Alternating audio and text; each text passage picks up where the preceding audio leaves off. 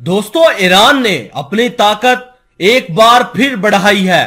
जी हां दोस्तों, ईरान पर पाबंदियां लगने के बावजूद भी ईरान लगातार ताकतवर से ताकतवर होता चला जा रहा है। जाहिर सी बात है, खुदा ताला ईरान के साथ है और ईरान लगातार अपनी ताकत बढ़ाता जा रहा है। इसी बीच ईरान ने अपनी नेवी की ताकत को बढ़ाया है। ईरान ने अपनी नेवी के अंदर एक वारशिप को शामिल किया है, जिस वारशिप का नाम शहीद महदवी है। इसने शहीद महदवी के ऊपर एक अटैक हेलीकॉप्टर को भी दिखाया है और साथ ही साथ इस भारी भरकम युद्धपोत के ऊपर दर्जनों खतरनाक हथियार तैनात किए जा सकते हैं।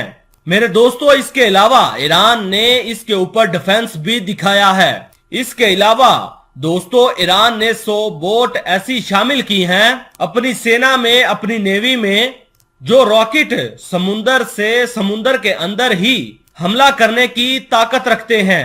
एक साथ एक बड़ा युद्धपोत और साथ में 100 बोट हमलावर बोट शामिल करना ईरान की नेवी को एक भारी भरकम ताकत मुहैया करने वाला कदम है। इसके बाद ईरान की IRGC और ज्यादा मजबूत होती चले गई है।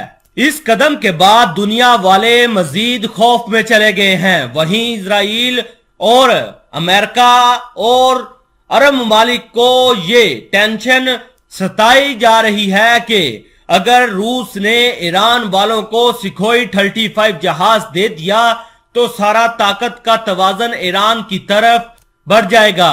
अगर ऐसा होता है तो मिडल ईस्ट के हालात खराब से खराब तर होते जाएंगे। मिडल ईस्ट के अंदर एक खतरनाक जंग हो सकती है। वहीं खबर आ रही है कि UAE और सऊदी अरब ने पुतिन के सामने हाथ जोड़ दिए हैं कि खुदारा ईरान को Su-35 जहाज मत दीजिए।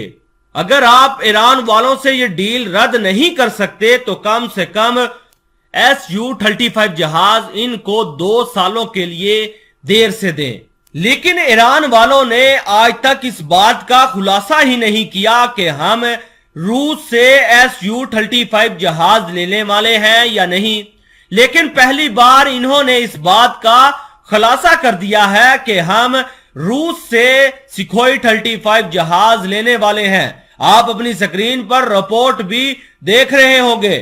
जी हां दोस्तों, इस खबर आने के बाद UN के अंदर ईरान के जो एम्बेसडर हैं उन्होंने इस बात का ऐलान कर दिया है कि जब ईरान इराक की जंग हुई थी तो तब हमने पूरी दुनिया से फाइटर जेट लेने की डील की थी, लेकिन सभी मुमालिक ने इस डील से इनकार कर दिया था। लेकिन वाहिद रशिया ऐसा मुमालिक था जो हमें फाइटर जेट देने के लिए तैयार था और आज भी रशिया तैयार है। हमारी रशिया से सुखोई 35 जहाज की डील हो चुकी है और हम इसका जश्न मनाने के लिए भी तैयार हैं। इस खबर के बाद ईरान ने इजराइल, सऊदी अरब और UAE के मुंह पर घुमाकर लात मारी है। उधर IRGC ने यह दावा कर दिया है और ऐलान किया है कि कासिम सुलेमानी जब जिंदा थे वो इतने ज्यादा खतरनाक दुश्मन के लिए नहीं थे, लेकिन जब से वो शहीद हुए हैं तब से